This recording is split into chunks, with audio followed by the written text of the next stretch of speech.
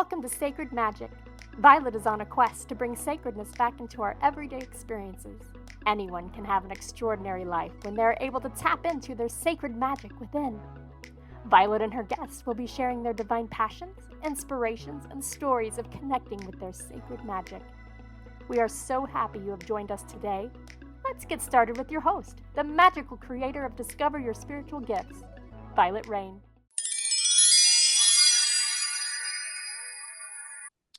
Hi, everyone. Welcome to Sacred Magic Podcast. I'm your host, Vialet B Rayne. And today my host is Dr. Sarah Jo Grigg.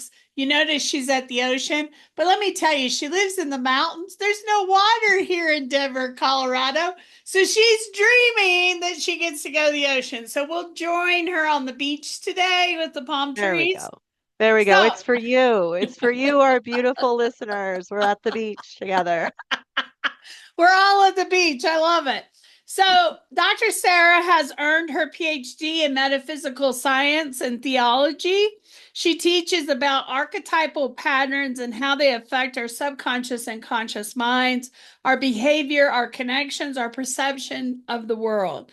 She offers virtual and in-person coaching session and will be offering many valuable self-growth tools, including online courses, workbooks, retreats, workshops, and books. So I'm so glad to have her on the show. She's one of our readers at the center, and she's part of our team here in Denver. So I love being able to chat with Sarah and just get her perception. So talk to me a little bit. How did you get to this place where you're doing this type of work? What led you in this direction? It has been a journey. I started out in sound healing and what I actually coined vibrational acupressure. So I've studied the acupressure points and I would use tuning forks and things like that, or um, crystals and colors and sound bowls and all the good things. So that was fun. And then that led me into more of a psychology standpoint. I really became fascinated in how different patterns and core beliefs and limited thinking and things like that, and shadow work and the archetypes were fitting in with all these things. Like one of the books I'm working on is called Many Breadcrumbs. And having a PhD in theology, I've studied every walk of life, every religion, every belief system. And what fascinates me is the commonalities between them all, which I find at its most core is love. We're running from it, we're running towards it. And just looking, like I said, at the more psychological breakdown and, where these triggers are and where these habits started and where these archetypes kind of grabbed onto these high impact moments in our lives, whether good or bad, and how they shape how we project onto our environment and how we are projected onto in our environment. So I started really feeling the call to work with these different parts of ourselves. And I mainly work with the inner child and the shadow, which I believe are two very pivotal parts of our healing journeys. And there's some really deep stuff in there. And I'm not, I kind of like I try to do all the fun, fluffy stuff, but I swear all my clients, they're like, no, we're going deep. I need the deep stuff. And I'm like, okay, ask and you shall receive. So that's where how I ended up where I am now. And it's always a work in progress, but So the two hardest parts of healing, most difficult, where people are afraid to go, is inner child and shadow work. Those are the two most difficult types of healing to get people to really understand and to go there and to dive deep. And we will avoid them. The majority of the planet, humanity, will avoid them at all costs if we can just keep stuffing them and ignoring them. So share with us a little bit why it's so important to do this type of healing. well, you got to feel it to heal it. honestly, I mean, how long do you want to suffer? How long do you want to feel this way? How long do you want to be searching for purpose and feeling like those deep connections just are almost attainable, but not quite there yet? I still have to do this and I still keep attracting this, and, feeling true abundance and not being afraid of our most expansive self. It's really a question that I ask my clients, like, okay, well, how long do you want to do this? You know, what's your time frame? What's going on here? And they sit there and they think, gosh, it's a good question. Or you ask people, who are you? Oh, I'm a doctor, I'm a nurse. No, no, no, no. Who are you inside?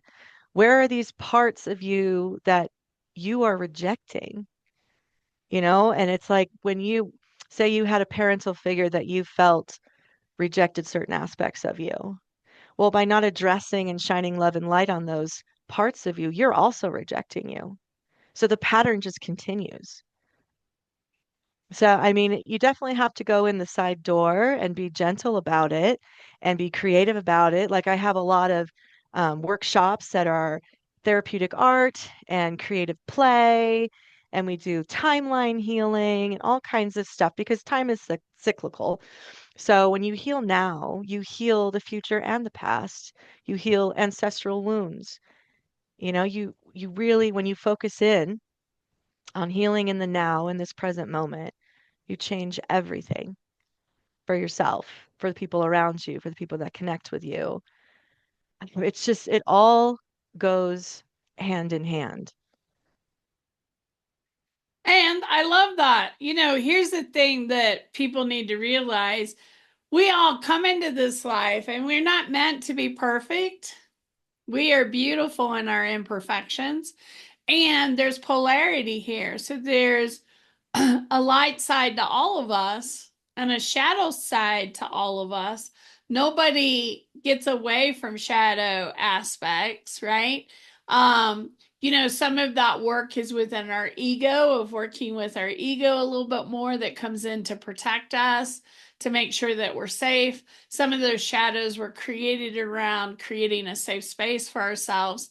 And when we get to understand those aspects, we get to have a deeper meaning of who we are. But a lot of us don't want to look at the elements of ourselves that we would call shadow aspects, or where things come up, right? But that's where all of our wounds and our pain sits, is in those aspects. Mm-hmm. I don't know about you, Sarah, but I don't believe we can get rid of our ego. I think our ego is always going to be with us as part of this human experience. And I think your shadows are always going to dance with you. And it's about doing the dance with your shadows, of going, okay, I see you. I understand how you were created. I understand why you're here. I understand what you're trying to show me, but I'm going to do this. And I love Beautifully said. naming shadows and giving them a name and a character, because then you can have conversations with them of, why are you here? What do you want me to learn? What is the aspect of this that I need to know? And I love giving them really interesting names so that I can talk to them just like another person, but they are part of who we are. Talk to us about how these behavioral patterns, these archetypes, show up in our lives, and what is an archetype? See, and that's exactly why you and I are besties. Because everything you just said is exactly the frame at which I love to put it. I'm all about shadow integration. No bad parts. There's no bad parts. Ego integration. All of it was put there to protect us at some point. These are our friends. Emotions have medicine for us. We just have to listen instead of turning it away and running away and being conditioned that, oh, stop being in such a bad mood. You're dragging me down. About like that, these negative feelings, negative emotions, parts of ourselves that other people may not exactly enjoy, they are not bad things. You get to know them and you identify them. Just as you said, you create characters, right? And characters is going to kind of segue us into archetypes. So archetypes go back as far as creation itself. So these are these are basically, look, you can look at them as like subpersonalities. So from the Bible to the Iliad, from all the great plays and books and everything, there's these characters in these, and they have, the mother, the hero, the victim. The shadow is part of that. The inner child is part of that. The inner counsel, as I call it. So we've got the inner child, the inner adolescent, the current self, the future self, right? All these things, all these personalities are harmonizing within us. And a lot of these are attached in, like I said before, high impact points. So it could be something as beautiful as the birth of a child when the mother comes into play. It could be something as sad as a funeral, when, say, it's your father that has passed. Okay, that father archetype is really going to hit home in that moment. And they sort of shape how we perceive things going forward. And these archetypes have a voice. It's our subconscious speaking to us because the subconscious speaks in symbolism, right? Doesn't have words like the conscious does. So in our dreams, in active imagination, when we go into guided meditation, and you're sitting at a fire at the beach in your guided meditation, and all of a sudden these characters are coming to you, these colors are coming to you, these words, things like that. These are your subconscious speaking to you. Archetypes can be really anything. It's immeasurable. They can be a dolphin. They can be our spirit totems, our animal totems. They can be our guides, our angels. They have numerous, numerous ways of basically our subconscious talking to us and telling us what's happening internally. So, for example, say you have a dream about a lioness and she's protecting her cubs. Well, you can look at the symbolism in that. Maybe you're having a moment where you really feel protective over your children or protective over your tribe or things like that. And just it kind of gets you to really look at things if you're listening. And I think listening is the most important part of self-awareness, which is the ultimate goal here, is breaking yourself down into parts. Like who are all this beautiful choir inside of me? What are they singing? What are their parts? What are they trying to tell me? Because how do you then go forward into this world and change your environment and your internal environment if you don't know what's in there? You've got to get to know yourself on all those levels. And with the archetypes, what's great about the characters is you get to give them a voice. You can call in your anger and sit with your anger. Okay, what does your anger look like? What is it here to tell you? What does it need from you? So you give them scripts and dialogues, and it's amazing. I mean, it feels a little odd at first if you're not used to it, but I'm telling you, after a little bit of practice, you realize, how did I live without knowing myself on this fundamental level?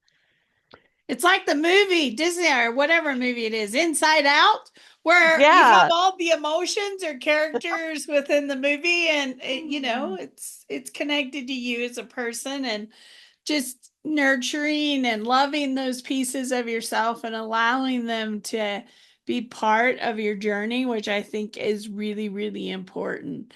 So, how do these archetypes, our self, our shadows, our inner child, how do those affect our relationships within this lifetime? absolutely. I mean, relationships are mirrors, right? So they shine ourselves right back at ourselves. I have a session called trigger mapping, basically. So we take those triggers that we feel in connections or relationships, and we trace it back to where that first started. When did we first start feeling this way and why? And we actually use our higher self or our current self, and we go back to comfort our younger selves in that moment, and we reparent ourselves subconsciously. And yeah, it all really just wraps in to itself.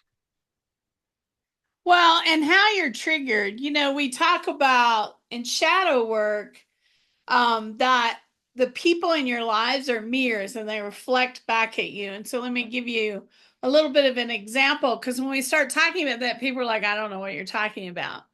Think about the last time you went out, let's say to the grocery store, and you're checking out, and the cashier makes you angry. She does some little something that just really triggers you. And when you sit and think about it, it doesn't make sense. Why did I get so upset about blah, blah, blah, blah? Well, that is something reflecting back at you. It had nothing to do with her as your cashier. It had a lot to do with how it affected you.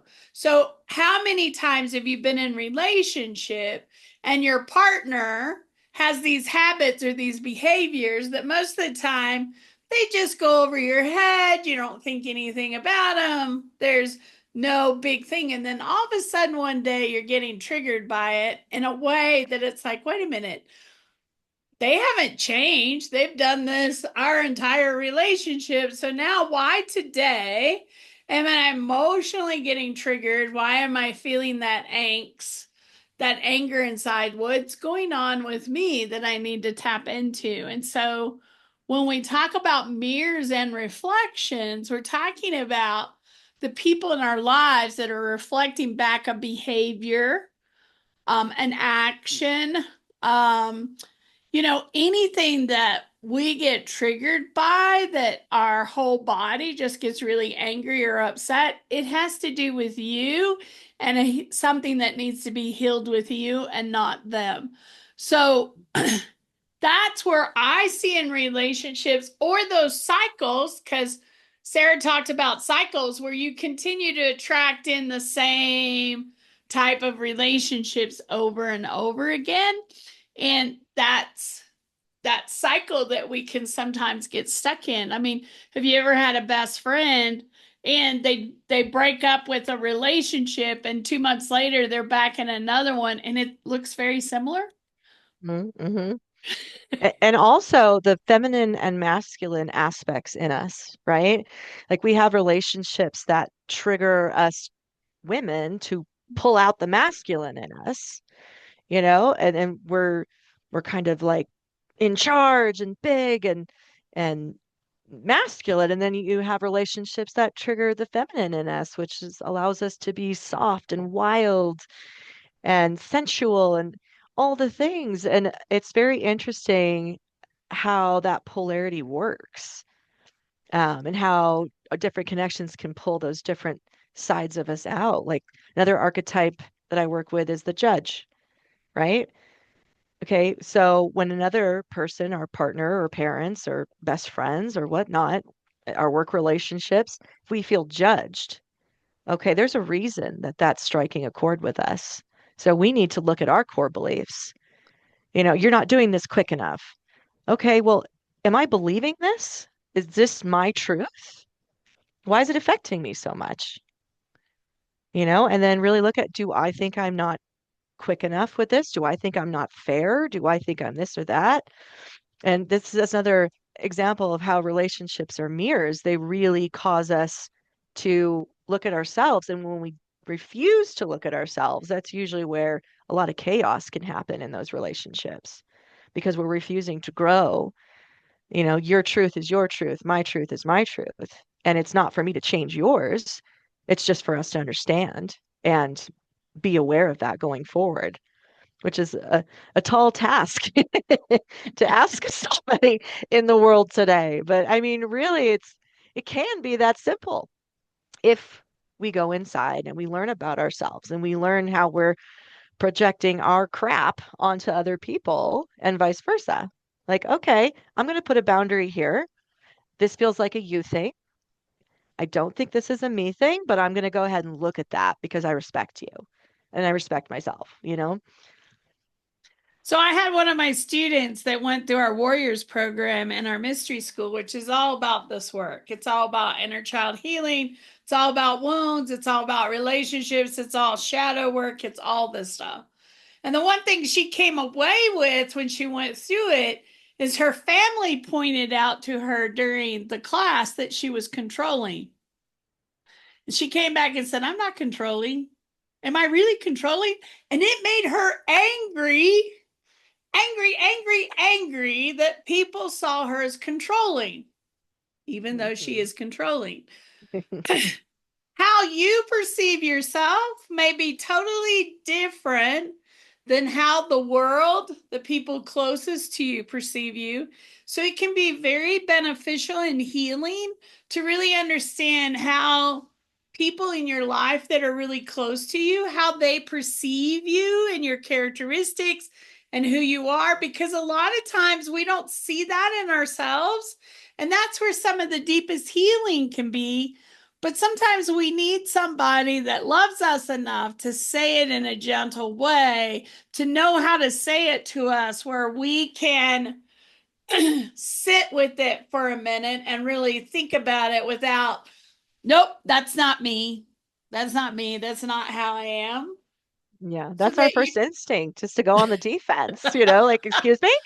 And then that seed is planted, and then over the next few weeks, they're thinking about it. Trust me, they're thinking about what you just said, Mhm. you know, and that growth is not going to happen in that moment, not usually, but over that time that someone goes, maybe I am, huh? Maybe, you know, and then they just start thinking and going over interactions in their head. And I really, with my clients, I'll do a lot of journal prompts because it's hard to answer those questions just on the spot in the moment, you know? There's a lot of stuff underneath it. There's a lot of ego coating over it. There's a lot of self-protection mechanisms. And so when they are alone with their journal prompts, there's just you and the paper. You know, there's no one to answer to, there's no judgment but your own. And it's amazing what people come up with that they literally never thought about before, or they had no idea. And then awareness, that simple moment of awareness changes the whole future of that thought process. Because now, the next time you go into a situation, am I being controlling? How are they going to take what I'm saying right now? Like, am I being my most expansive self right now? You know, and it really just massages out those emotional knots that we have in our bodies. So, I mean, like I said, it just starts with the awareness and then it grows from there. So you don't have to worry about, you know, taking on the world. I need to heal this all at once. It'll happen over time and with more awareness. So what type of clients do you like to work with? Because I think this is a great question for practitioners, because some people will come in and they don't really want to do the work. They just want you to fix them. and Mm-hmm. I'm not the fairy godmother with the wand that can go, You're not? no, What? I am not. But you're so cute and magical. How can you not fix everyone? There's a limit to what I can do, right? So share with me what type of clients you tend to attract that want to come and work with you, and what are some of the things that are going on in their lives that really show that they're ready to do this type of work. Believe it or not, I tend to attract a lot of people struggling with addictions and really like kind of midlife where they're either getting out of a long-term relationship, thinking about getting out of a long-term relationship, or recently divorced, and they're kind of in that place in their life where they're ready for more. You know, they're just, they know there's more out there and they know that they're not aligned with it at the moment, but they want to be. You know, like, okay, what are your hobbies? Oh, I don't really have any because I can't get around to it. You know, I feel overwhelmed and I don't, it's just kind of people at those pivotal moments where they can go in any direction, but they don't know which direction to go. And I always, you know, I find myself just really helping them figure out who they are. You know, where have I been? Where am I now? Where do I want to go? It's a lot. It's a lot when you shed all that survival stuff, when you shed the bad marriage, when you shed the job that you don't deal with anymore, when you shed the toxicity and you start to do this work and you realize the shifts that are taking place, they can be very overwhelming. And to not have a guide of in some form, like a healer or a therapist or just someone to help you through those moments of almost too many options, it's pivotal. Whether you have a circle of friends or you have a women's circles like you have at your center with Lisa, and um, just to have a tribe and that support is everything. So, I mean, I myself have been through a few of those moments where, you're just going through it and you don't know where to go, but you can't go back. Right. And it just leaves you with so many questions and this huge onion that you just you just need to just start peeling. That's it. Just start somewhere. And I feel like those type of clients that are just, it's like, you get rid of all the toxic stuff and then you just have a hole inside of you in a way emotionally. And now it's exciting at the same time because now you get to fill it with the stuff that you want. It's not the space junk, I call it, where it's just what your parents wanted for you or your partners wanted for you or whoever wanted these things for you. Is it my stuff or is it space junk? And it's in these moments where you kind of get to put those puzzle back together how you want it. This is when they find me. I love that. I love that. Yeah. Yeah. We will have Dr. Sarah J's information. Dr. Sarah J. in the video at the bottom throughout and also in the description. So make sure if this sounds like something that you really need and you're interested in to connect with her. She does do in-person work at her center. She has a Sunday a month at the center, but she also does stuff online. So you can definitely connect in with her and begin to work with her if that's an interest of yours. Sarah, thank you for taking us to the beach today and allowing us to connect with you. Absolutely. Thank you for being here. I really appreciate it so much. Yay. I love having people on the show, and I love having what I consider my family, my team on the show, because they can share their gifts.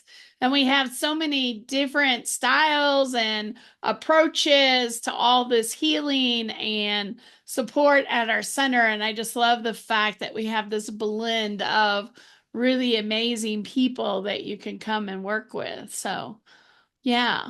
So thank you so much, Sarah, for being here. And those listening, watching, whatever you're doing on your favorite channel, make sure that you follow us, that you comment, that you like us. That helps with our SEO so that more people can reach. Share it with a friend or a family member, our podcast that you think others will be interested in.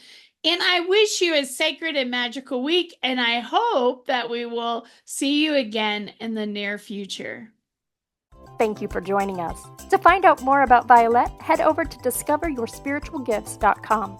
You can also send a personal message to Vialet through email, violet@discoveryourspiritualgifts.com. If you love the show, subscribe to our podcast on Apple Podcasts, Google Podcasts, or Spotify. Until next time, remember, we are meant to have abundant and joyful lives. We hope to see you soon at Discover Your Spiritual Gifts.